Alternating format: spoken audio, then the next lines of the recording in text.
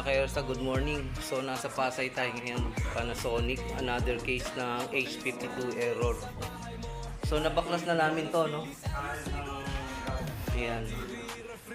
At yan, well known na to sa lahat na kapag H52 may sunog tayong pyesa mga kaersa.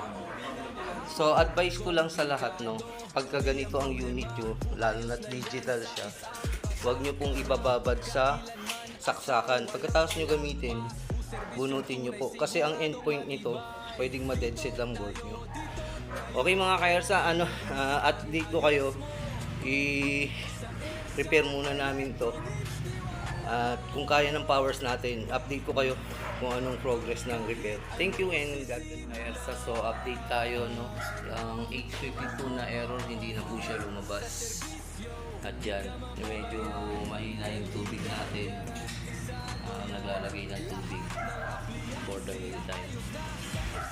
So pagka ganito kahina yung tubig nyo, minsan mga kaya pag sobrang hina talaga, pag hindi niya na-attain yung level ng tubig niya at yung oras natin bumaba, nawala pa siya dun sa pressure na hinihingi niya, magkakaroon kayo ng error dyan.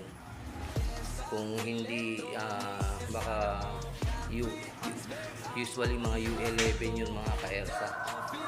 Okay, so okay na yung H52 nito. Kasi yung H52 pagbukas nyo, mga ilang seconds or minute lalabas agad siya. Hindi siya magwawash or hindi siya mag-i-steam.